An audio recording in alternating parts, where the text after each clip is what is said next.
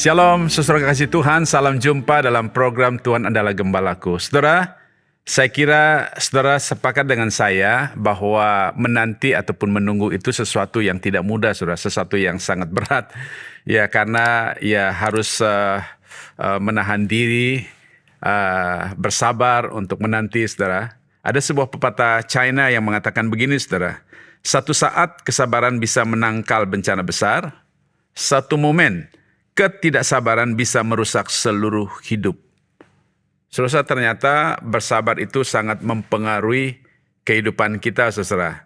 Nah, demikian juga di dalam kehidupan kita sebagai orang percaya bahwa menantikan waktu Tuhan adalah sesuatu yang terbaik dalam hidup kita. Untuk itu, saudara, saya mengajak kita untuk merenungkan bagian firman Tuhan ini berkaitan dengan keindahan menantikan waktu Tuhan. Mari kita baca Mazmur 62 ayat 1 sampai 13. Mazmur 62 ayat 1 sampai 13. Demikian firman Tuhan. Untuk pemimpin biduan, menurut Yedutun, Mazmur Daud. Hanya dekat Allah saja aku tenang, daripadanya lah keselamatanku. Hanya dialah gunung batuku dan keselamatanku, kota bentengku, aku tidak akan goyah. Berapa lamakah kamu hendak menyerbu seseorang? Hendak meremukan dia, hai kamu sekalian, seperti terhadap dinding yang miring, terhadap tembok yang hendak roboh. Mereka hanya bermaksud menghempaskan dia dari kedudukannya yang tinggi. Mereka suka kepada dusta, dengan mulutnya mereka memberkati, tetapi dalam hatinya mereka mengutuki. Hanya pada Allah saja kiranya aku tenang, sebab daripadanya lah harapanku. Hanya dialah gunung batuku dan keselamatanku, kota bentengku, aku tidak akan goyah. Pada Allah ada keselamatanku dan kemuliaanku. Gunung batu kekuatanku, tempat perlindunganku ialah Allah. Percayalah kepadanya setiap waktu, hai umat. Curahkanlah isi hatimu di hadapannya. Allah ialah tempat perlindungan kita. Hanya angin saja orang-orang yang hina, suatu dusta saja orang-orang yang mulia. Pada neraca mereka naik ke atas, mereka sekalian lebih ringan daripada angin. Janganlah percaya kepada pemerasan, janganlah menaruh harap yang sia-sia kepada perampasan. Apabila harta makin bertambah, janganlah hatimu melekat padanya. Satu kali Allah berfirman, dua hal yang aku dengar, bahwa kuasa dari Allah asalnya, dan daripadamu juga kasih setia ya Tuhan, sebab Engkau membalas setiap orang menurut perbuatannya.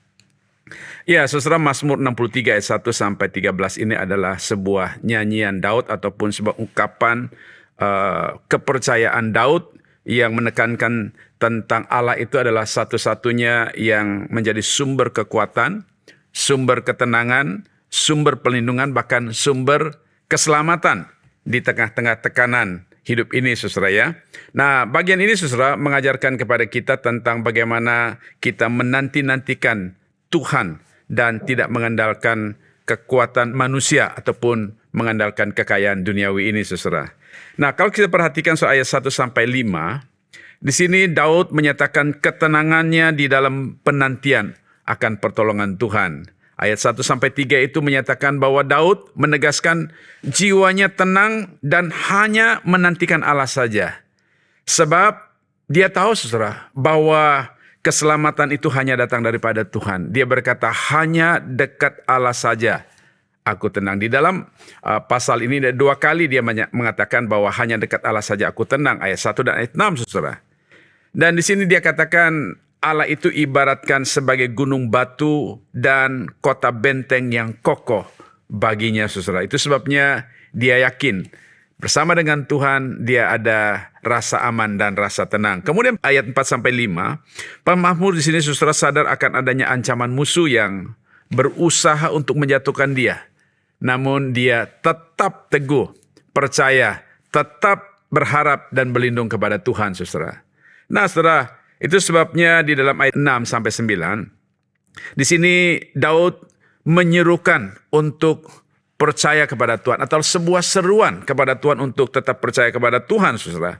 Ayat 6-9 itu Daud kembali menguatkan dirinya dan tentu meneguhkan umat Tuhan untuk menjadikan Allah sebagai satu-satunya harapan, satu-satunya sandaran, satu-satunya yang dapat diandalkan, saudara. Itu sebabnya dia mengajak umatnya untuk selalu mencurahkan isi hati dan percaya penuh kepada Allah dalam setiap waktu.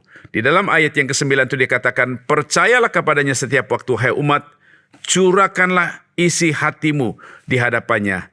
Allah ialah tempat pelindungan kita. Saudara, saya kira ini merupakan ayat kunci di sini. Mengapa Daud di dalam kesesakan, di dalam ketakutan, saudara, dia tidak mengandalkan kekuatan manusia, tetapi dia mengandalkan kekuatan Tuhan. Itu sebab dia katakan menanti-nantikan Tuhan, menanti-nantikan pertolongan itu jauh lebih baik, saudara. Lalu saudara, setelah itu ayat 10-13 merupakan peringatan terhadap dunia. Dan sebagai satu kesimpulan iman, Daud percaya kepada Tuhan.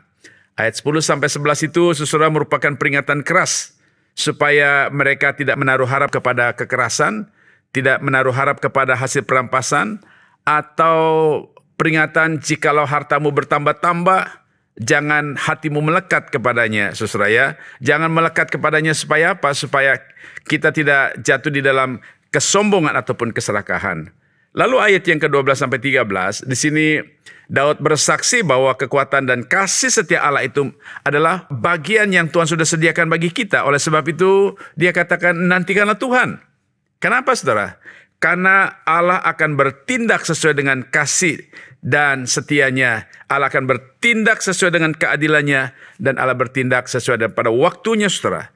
Itu sebabnya ia menutup bagian ini dengan kepastian bahwa Tuhan akan membalas setiap perbuatan manusia dengan adil pada waktunya. Saudara yang dikasih dalam Tuhan, ketika kita berdoa, tentu kita berharap doa kita segera dijawab oleh Tuhan. Ya, memang saudara, dalam kasus-kasus tertentu, Tuhan bisa saja mengabulkan doa seseorang ataupun doa kita dengan segera pada waktunya. Tetapi kadang-kala Tuhan mengabulkan doa kita tidak sesuai dengan waktu kita, saudara.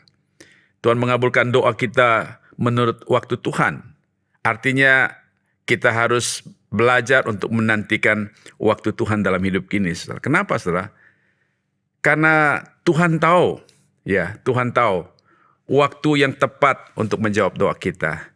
Tuhan tahu, saudara, waktu yang terbaik untuk mengabulkan doa kita.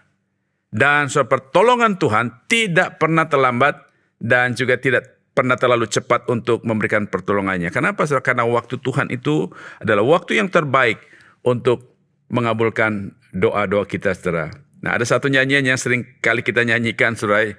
Waktu Tuhan pasti yang terbaik, walau kadang tak mudah dimengerti. Lewati cobaan, ku tetap percaya waktu Tuhan pasti yang terbaik. Saudara, mungkin lagu ini kita sering nyanyikan, saudara.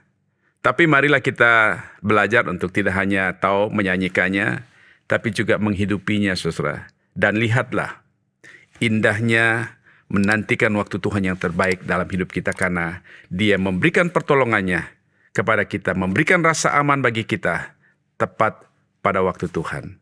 Mari kita tunduk kepala kita berdoa. Bapa di surga, terima kasih buat firman-Mu yang terus-menerus menguatkan kami, memberkati kami hari ini. Jika selama ini kami kurang sabar, suka memaksa kehendak kami, ampunilah kami ya Tuhan. Dan tolong kami hari ini agar kami belajar untuk percaya dan menantikan waktu Tuhan yang terbaik dalam hidup kami. Tuhan, jadikan hari ini hari yang penuh berkat bagi kami sekalian, untuk puji-pujian dan hormat bagi nama-Mu. Dalam nama Tuhan Yesus Kristus kami berdoa. Haleluya. Amin.